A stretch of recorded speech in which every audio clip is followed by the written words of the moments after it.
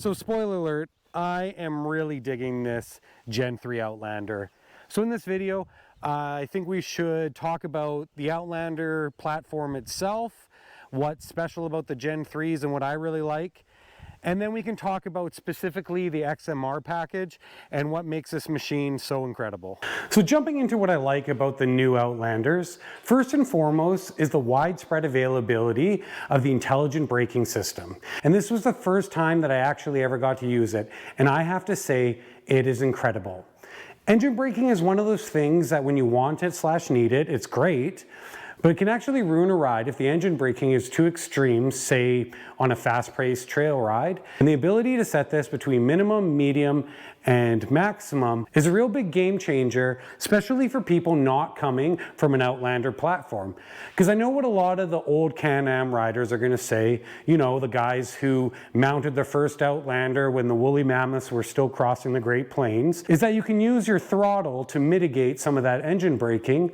But for people coming to a new platform, this really enables you to just set it the way you want it without having that extra step. Now, having this in conjunction with you being able to do the same thing for your power steering and Can Am's intelligent throttle control, you're really able to tailor this vehicle to suit your riding style and not the other way around. Now, talking about the drive modes, I really enjoy how distinctive each mode feels from the other.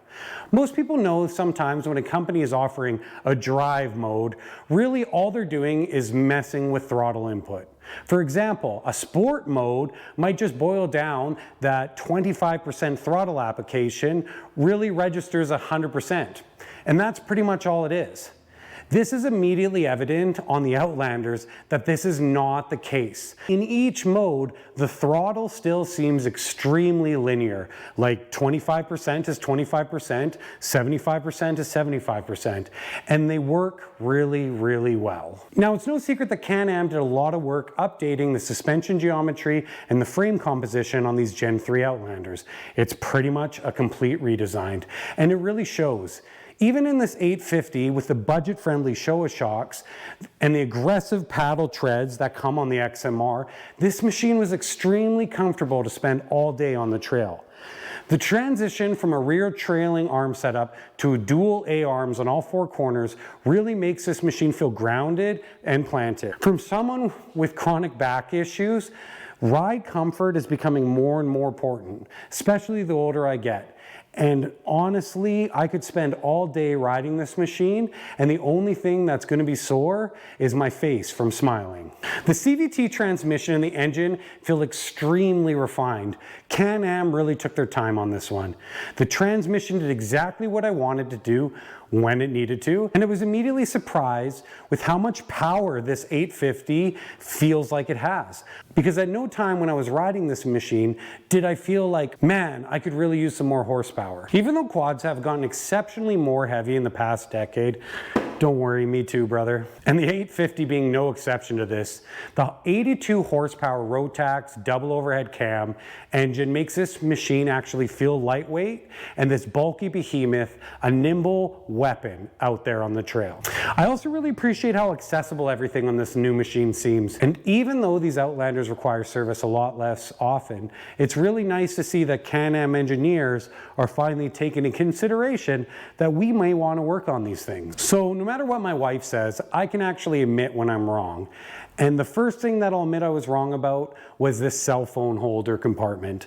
Now, I originally thought it was going to be a bit of a gimmick, but man, was I wrong. It's actually a really smart idea to be able to put your cell phone in a safe, secure place that is going to be protected from the elements. So even if there's an accident, you know that the vehicle is going to keep it charged and it's going to be protected and you're going to be able to use it when you need it there on the trail. And one of the options you can get from the factory is actually a touchscreen display. So if you have this touchscreen display, this one does not, you'll actually be able to connect your phone to that display and use certain applications like navigation through the head unit. And while I don't know if Can Am actually advertised that as a weatherproof, waterproof compartment, I can tell you from experience that I rode all day with it on the trail through swamps, dusty conditions, and had absolutely no issues with anything getting at my phone. and maybe, just maybe, I might have forgot it was in there, pressure washed this entire vehicle, and there wasn't even a drop of moisture in that compartment. Hey guys, so I'm out here on the trail and I was riding for about 20 to 30 minutes, and then I realized, hey man, you're supposed to be working.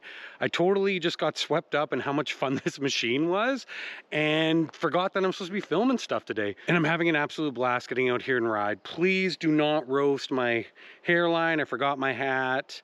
Wasn't planning on doing this, but I just thought I should tell you guys that if I'm forgetting to do my job because I'm having so much fun riding, I think that's a good indication of how great this machine is. Honestly, everything about this machine just feels good. The powertrain seems phenomenal. And I got my friend, who is a huge Outlander fan, has had many generations of the Outlander, and I let him take it for a spin, and he told me that it feels like an improvement across all categories. So don't be surprised if he is currently right now at the dealership trading in one of his machines. Now, I don't want this video to be too long, so we're just going to talk about the XMR specifically. And I have to say that I absolutely love how Can Am has integrated the rad relocation and the snorkel into this machine. Honestly, I would even consider getting the XMR, even though I'm not a huge mud guy. I mostly like to run trails, explore. I'll go through a mud puddle if I see it, but I don't go out there looking for a swamp. But it's actually nice to have your machine set up like this, so no matter what you run into on the trail, you know that it's going to be cooling and breathing efficiently. And not only does this XMR come with a 3,500 pound synthetic winch, courtesy of this XMR specific bumper, it actually sits up higher so that when you dig yourself into a mud pit, it's easier to access the winch and run some line. And as anyone who knows who's been stuck off-roading, one of the first modifications you always do for an off-road vehicle is throw on a winch. The only thing that would make me hesitant about purchasing an XMR is really deciding how much cargo I was going to carry, because having obviously this relocation kit here, it's really going to cut down on you being able to carry any cargo up front. And another thing I would do if I bought this machine, one of the first purchases I would make would probably be to get some less aggressive tires. Now, don't get me wrong, these XPS Swamp King XLs are amazing in the swamp or on loose terrain. But I find that because of their aggressive paddle-like lug design, that they tend to give you a little bit of a floating sensation when you're traveling quick on hardpack. So what I would do is I would get a second set of tires and I would swap them out based on what kind of riding I was going to do. And having a second set of tires is never a bad thing. It's literally just going to extend the life so you can get more riding out of each set. And I want to make it really clear that these XPS Swamp King XLs are perfect if you want to go out into the middle of a swamp and look for Shrek's house, but you just might find that they're a little bit too much if you're primarily riding some trail. Thanks for watching, guys. I really just wanted to give you some quick thoughts on what I think of these new Gen 3 Outlanders. I am super impressed. I love my Defender, but if I was going to buy a quad today, it would be a Gen 3 Outlander. No hesitation. These things just perform amazingly. On the subject of my Defender, I've been getting a lot of comments about when the next adventure video is going to be, and I promise you, the Defender is ready to go. We're going to be stepping off soon on our next adventure. We've just really been waiting for these fire bans in Manitoba to lift, which they finally have. So please, guys, be patient. Another adventure video is coming real soon. Last thing I want to mention is a shout out to my friends at FFUN Motorsports in Portage, Prairie. Now, I know we've all gotten used to like the terrible dealership experience that seems to be the norm nowadays, but if you actually want to go to a good dealership, go to FFUN Motorsports in Portage, Prairie. They have a very chill, laid-back atmosphere, no pressure.